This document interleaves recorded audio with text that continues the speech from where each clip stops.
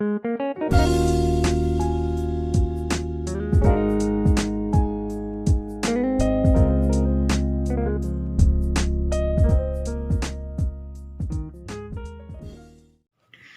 को मेरा प्यार भरा नमस्कार। आज की क्लास में आपका स्वागत है। आज हम आधुनिक कविताओं में सबसे पहली कविता अधिकार, जो महादेवी वर्मा द्वारा लिखित कविता है, उसको जानेंगे। महादेवी वर्मा बहुमुखी प्रतिभा संपन्न एवं प्रमुख छायावादी कवयित्री महादेवी वर्मा का जन्म 1907 ईस्वी में फर्रुखाबाद, उत्तर प्रदेश में हुआ। माता के आदर्शमय चरित्र एवं आस्तिकता तथा नाना के ब्रजभाषा प्रेम से प्रभावित होकर आप बचपन से ही साहित्य की ओर उन्मुख हुई। आपकी आरंभिक शिक्षा इंदौर में तथा उच्च शिक्षा प्रयाग में हुई। घर पर ही संगीत और चित्रकला की शिक्षा भी दी गई। प्रयाग विश्वविद्यालय से एमए संस्कृत में करने के उपरांत महिला विद्यापीठ प्रयाग में प्राचार्य के पद पर नियुक्त हुई, यानी प्रिंसिपल थी। गद्य और पद्य दोनों में निपुण महादेवी वर्मा को यामा पर भारतीय ज्ञानपीठ पुरस्कार से सम्मानित किया गया। आपकी साहित्य साधना के फलस्वरूप भारत सरकार ने पद्म विभूषण की उपाधि से अलंकृत किया। आपका साहित्य काव्य ग्रंथ निहार, रश्मि, नीरजा, सांध्य गीत, दीपशिखा आदि। उन्होंने गद्य रचनाएं भी लिखी हैं। उसमें प्रमुख हैं अतीत के चलचित्र, स्मृति की रेखाएं, पथ के साथी। प्रस्तुत कविता अधिकार महादेवी वर्मा की निहार काव्य ग्रंथ से ली गई है। वेदना और करुणा आपके काव्य की अनुभूति है। महादेवी वर्मा की विशेषता है कि वे आपने दुख का भी स्वागत किया है। सुख का स्वागत तो सभी करते हैं, आपने वेदना का स्वागत किया है। तो चलिए जानते हैं कविता। आइए देखते हैं उनकी कविता। वे मुस्काते फूल नहीं जिनको आता है मुरझाना, वे तारों के दीप नहीं जिनका भाता है बुझ जाना। महादेवी वर्मा यह कहती है कि संसार का नियम है, जो जन्म लेता है उसकी मृत्यु तो निश्चित है, जो आरंभ होता है उसका अंत भी निश्चित है। एक उदाहरण देती हैं, फूल को संबोधित करती है। वो फूल ही क्या, हम सब जानते हैं कि फूल खिलता है। यहाँ पर मुस्काना अर्थ समझेंगे। मुस्काते हंसते, मुस्कुराते। फूल पुष्प फ्लावर। मुरझाना सूखना। तारे नक्षत्र। भाता अच्छा लगना, लाइक होना। तो कवियत्री कहती हैं कि मुस्काते फूल, वो फूल ही क्या जो खिले ही ना। मुस्काते ना, फूल का मुस्कुराना यानी यहाँ पर खिलना। कवियत्री हम देखते हैं कि बगीचे में बहुत सारे फूल सुबह सवेरे खिलते हैं। प्रकृति को अपनी सुंदरता से महकाते हैं। उसकी सुंदर खुशबू चारों ओर महकती है और इस सुंदरता से फूल अपनी गरिमा बनाए रखते हैं। सुबह से लेकर शाम तक फूल खिलकर महक देता है, लेकिन अंत में यानी शाम होते ही फूल क्या होता है, मुरझा जाता है। मुरझाना सूखना, यह संसार की नियति है, संसार का चक्र है। यहाँ फूल खिलता है और अंत में जाकर क्या होता है, फूल सूख जाता है। कवियत्री का कहने का तात्पर्य है, जो फूल खिलते हैं वे ज़रूर मुरझाकर ज़मीन पर गिर जाते हैं और मर भी जाते हैं। यानी अगर ये सदा जीवित रहते तो इनका मूल्य नहीं के बराबर है। आगे कवियत्री दूसरा उदाहरण देती है। जैसे जो कविता की पंक्ति कहती है कि कविता की पंक्ति कहती है कि नीले बादल, तो आगे जैसे ही कविता की पंक्ति कहती है कि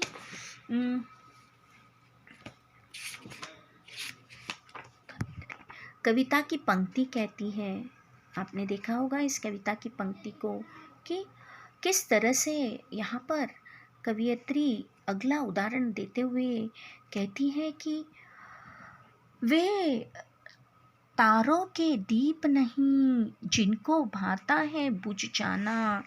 तारे यानी नक्षत्र, दीप तारे के दीप यानी नक्षत्र जो रात में टिमटिमाते हैं, ट्विंकलिंग करते हैं, चमचमाते हैं। तो आगे वो उदाहरण देती है, वे तारों के दीप, तारे रात के समय आकाश को प्रकाशमान बनाते हैं, शीतलता देते हैं, चमकते हैं, नहीं जिनको भाता है बुझ जाना।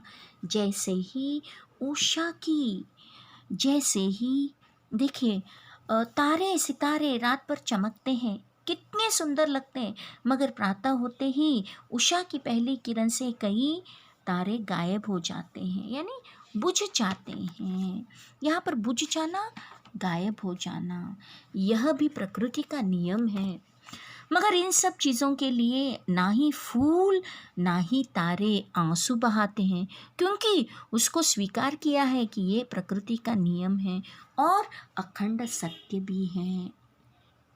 तो इस तरह से हम देखते हैं कि कवियत्री का तात्पर्य है, वैसे ही नक्षत्र भी रात के समय चमककर सूरज के निकलते ही गायब हो जाते हैं। अर्थात फूल और सितारे जन्म भी लेते हैं और मिट भी जाते हैं, मगर ये सदा जीवित रहते हैं तो उनका मूल्य नहीं के बराबर होता। तो इस तरह से पहली पंक्ति में फूल और तारे का यहाँ पर विशेषता महत्व कवियत्री बताती है। दूसरी पंक्ति, वे नीलम से मेघ नहीं जिनको है घुल जाने की चाह, वो अनंत ऋतुराज नहीं जिसने देखी जीने की राह। प्यारे विद्यार्थियों, मीनिंग समझ लेंगे। वे नीलम से मेघ यानी नीले बादल, मेघ यानी बादल, नीलम यानी नीले, जिनको है घुल जाने की चाह, घुल जाना बरस कर गिरना, बरसना यानी बारिश होना, चाह चाहत, अनंत जिसका अंत न हो, ऋतुराज बसंत ऋतु, 6 ऋतुओं में ऋतुराज यानी ऋतुओं का राजा बसंत ऋतु को कहा जाता है। और हम इस तरह से इसके अर्थ देखते हैं। आगे हम कविता की पंक्ति देखेंगे। वो नीलम, बड़ी सुंदर ही पंक्ति है, बड़ी सुंदर तुलना कवियत्री ने की है। कवियत्री कहती है, नील निर्मल आकाश, ऐसा लगता है बादल इसमें घुल मिल गया है। नील निर्मल आकाश, ऐसा लगता है बादल इसमें घुल मिल गया है। बादल आकाश में घुल मिल गया है और आकाश बादलों में घुल मिल गया है। सुंदर वैभवपूर्ण, जैसे सारी धरती खिल उठती है। यहाँ पर घुल मिलना, बारिश होना, अचानक बादलों का बरसना, धरती पर वर्षा होना, बारिश होना, यानी ऋतुराज बसंत ऋतु का आगमन होना। और इस ऋतु को देखकर चारों ओर प्रकृति की सुंदरता, चारों ओर हरियाली, चारों ओर फूल खिले हैं, चारों ओर धरती अपनी सुंदरता की चरम सीमा पर है, ऐसा होता है बसंत ऋतु। बसंत ऋतु के आगमन में चारों ओर पक्षी खिलखिलाते हैं, हरियाली ही हरियाली, खुशबू ही खुशबू, सुगंध ही सुगंध, एक सुंदर आनंदमय वातावरण खुशियाँ ले आता है वसंत ऋतु। तो वो हमेशा के लिए नहीं रहता वसंत ऋतु। जब वसंत ऋतु का अंत होता है तो फिर वह अप, निकल जाता है, चला जाता है, फिर धरती बंजर बन जाती है। ऋतुराज वसंत इन सब का दुख न बहाते, वे भी जानते हैं कि ये प्रकृति का नियम है, वे फिर अगले साल चले आते हैं। कवियत्री बादल और ऋतुराज के माध्यम से यह प्रेरणा देती है कि ये काले काले बादल जो पानी से भरे हुए हैं, नहीं बरसते हैं और खाली नहीं होते हैं, तो उनका कोई मूल्य नहीं होता। ऋतुओं का राजा बसंत भी सीमित काल तक अपना वैभव दिखाता है, बाद में उसका विलास खत्म हो जाता है। इसी प्रकार काले काले बादल और ऋतुराज वसंत भी सीमित तक ही अपना हुनर दिखाकर गायब हो जाते हैं। इन दोनों से हमें ये प्रेरणा मिलती है कि मानव का जीवन नश्वर है, इसीलिए सुख दुख का समानता से अपनाकर दूसरों की सहायता के लिए हमारे जीवन को सार्थक बनाना चाहिए। आगे तीसरी पंक्ति, वे सूने से नयन, वे सूने से नयन नहीं जिनमें बनते आंसू मोती, वह प्राणों की सेज नहीं जिनमें बेसुध पीड़ा सोती। इसके अर्थ है सूने से नयन दुखी आंखें, नयन आंखें, आंसू यानी टीयर्स, सेज शैया, पीड़ा दुख दर्द। तो हम जानेंगे पंक्ति आँखें। प्यारे विद्यार्थियों, बताइए आँखों का क्या महत्व है या आँखों का सौंदर्य किससे होता है?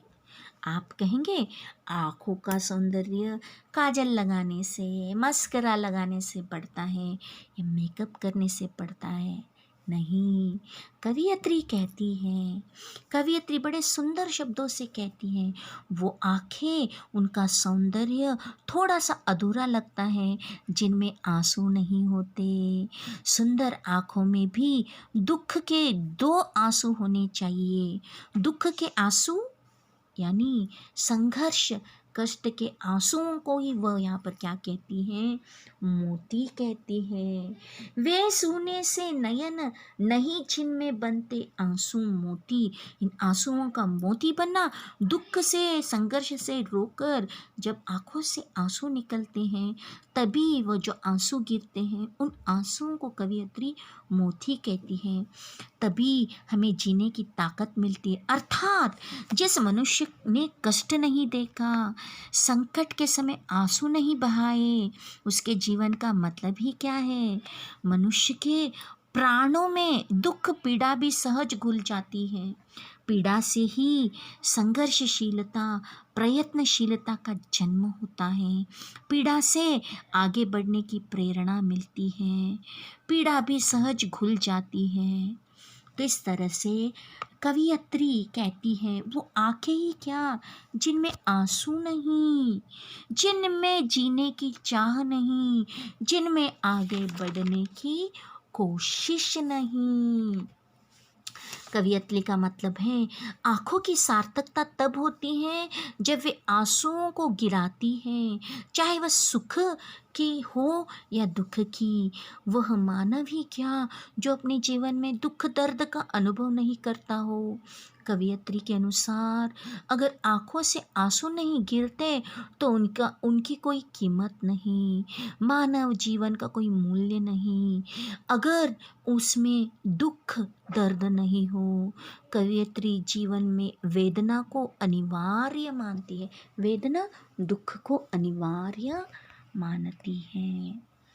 अगली पंक्ति, ऐसा तेरा लोक वेदना नहीं, नहीं जिसमें अवसाद, जलना जाना नहीं, नहीं जिसने जाना मिटने का स्वाद। महादेवी वर्मा की ये सुंदर पंक्ति अर्थ समझेंगे।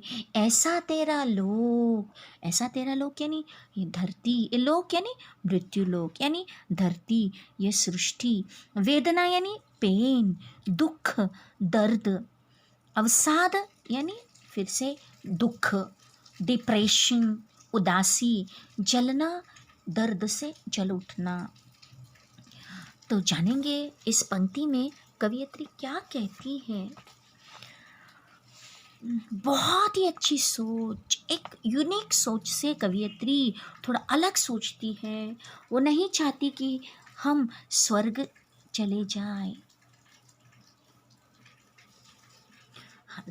हाँ, ऐसा तेरा लोक, कवियत्री उत्तेजित हुए कहती है, भगवान के द्वारा बनाए गए इस लोक में दुख के साथ जलन घुटन भी सम्मिलित हैं।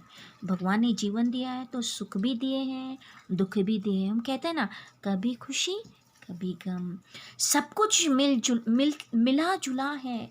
जब तक मनुष्य जलता नहीं, जब तक मनुष्य दुख की पीड़ा, जब तक मनुष्य जलता नहीं, घुटता नहीं, अपनी दुख की पीड़ा में रोता नहीं, तब तक वह संवेदनशील नहीं बनता और तब तक आगे बढ़ने की, जीने की इच्छा ही होती। मरने मिटने का स्वाद मनुष्य को ही मिला है, इससे इस अधिकार को कोई छीन ही नहीं सकता।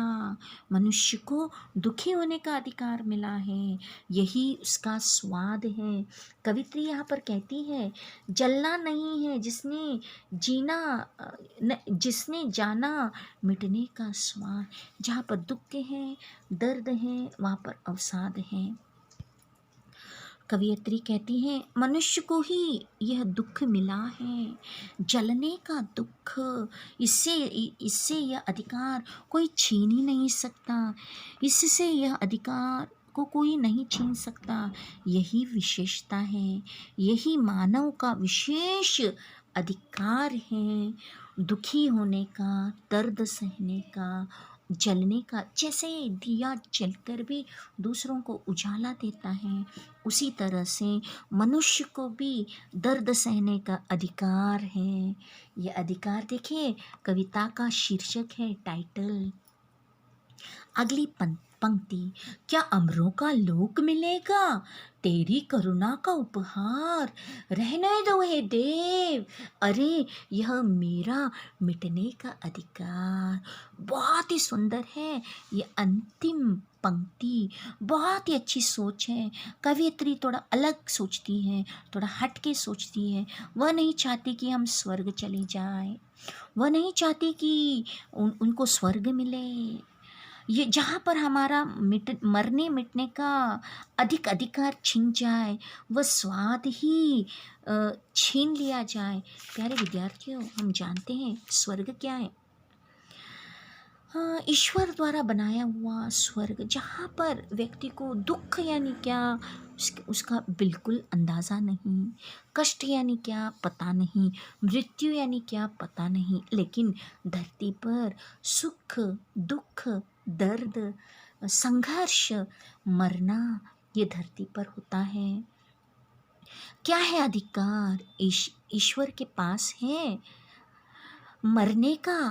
भगवान नहीं जानता मरना यानी क्या। वह कहती है, क्या अमरों का लोक मिलेगा, अमरों का लोक यानी स्वर्ग, क्या हमें स्वर्ग मिलेगा तेरी करुणा का उपहार। यहाँ पर करुणा का उपहार यानी दया की भेंट, काइंड गिफ्ट। तो भगवान से कहते हैं, रहने दो हे देव, देव यानी हे भगवान, हे प्रभु, रहने दो, हमें तुम्हारी ये भेंट नहीं चाहिए, स्वर्ग नहीं चाहिए। देखिए, लोग स्वर्ग की प्राप्ति के लिए बहुत कुछ करते हैं, लेकिन कवियत्री यहाँ पर कहती है, क्या अमरों का लोक मिलेगा। नहीं चाहिए हमें ऐसा लोक जहाँ पर दुख, दर्द, परेशानी, संघर्ष का नामो निशान, मरना यानी क्या बिल्कुल पता नहीं, हमें वह स्वाद ही नहीं मिलेगा। मरने का हमें स्वाद ही नहीं मिलेगा, बिल्कुल नहीं। अगर हम अमर लोक चले जाते हैं तो हमारा मरने मिटने का अधिकार छिन जाएगा। हमें ये लोक ही, पृथ्वी ही बहुत प्यारी है, श्रेष्ठ है। स्वर्ग लोग नहीं सुहाता, स्वर्ग लोक नहीं सुहाता, जहाँ मृत्यु नहीं, वो जगह अच्छी नहीं लगती, जहाँ कष्ट नहीं, जहाँ पीड़ा नहीं, जहाँ आगे बढ़ने की चाह नहीं, सब दंड होता है। तभी हम उससे निकलने का प्रयास कोई करते ही नहीं, उबरने का प्रयास क्या होता है पता ही नहीं चलेगा। अगर सारे सुख मिले तो हम आलसी बन जाते। इसीलिए कवियत्री चाहती है कि थोड़ा सा दर्द ज़िंदगी में होना चाहिए, तभी हम आगे बढ़ते हैं और हम कोशिश करते हैं। यही हमारे जीने का क्या होना चाहिए, अधिकार है। तो कवियत्री यहाँ पर कहती है कि अ, कवियत्री भगवान से विनती करती है, हे प्रभु तुम दया सागर हो, मुझे स्वर्ग सुख का की वरदान दोगे, परंतु मैं इसे नहीं चाहती, क्योंकि मुझे भूलोक यानी धरती में ही रहने की इच्छा है। यही रहते हुए लोगों का दुख दर्द का अनुभव चाहिए। जनता जनार्दन की सेवा करके मैं मर जाना चाहती हूँ, लेकिन देवलोक में पहुंचकर सदा सुख भोगना नहीं चाहती। कवियत्री अपने मिटने का अधिकार को बचाए रखना चाहती है, इसीलिए कवियत्री अमरों के लोक को ठुकराती है। कवियत्री का कहना है कि सृष्टि में जन्म और मरण दोनों की उपस्थिति होती है। केवल जन्म ही रहे और दुख दर्द ना रहे तो यह संसार सहज नहीं है। कवियत्री दुख दर्द को ज़्यादा महत्व देती है। इस कविता में कवियत्री जीवन की सार्थकता परिस्थितियों से मुकाबला करने में है, ना कि पलायन करने में। फूल, तारे, बसंत, बादल आदि प्रकृति से अनेक बिंबों का प्रयोग करके उन्होंने जीवन के प्रति गहरी आस्था व्यक्त की गई है। अम्बरों के लोक को भी वह ठुकरा कर अपने मिटने का अधिकार को बनाए रखना चाहती हैं। जीवन रूपी संघर्ष में निरंतर आगे बढ़ने के लिए कवियत्री हम सबको संदेश देती है। प्यारे विद्यार्थियों, इस संदेश को हमें समझना चाहिए। तो जीवन में दुख दर्द का अधिकार सिर्फ मनुष्य को है। तो आज की क्लास के लिए बस इतना ही। महादेवी वर्मा की सुंदर कविता अधिकार। धन्यवाद।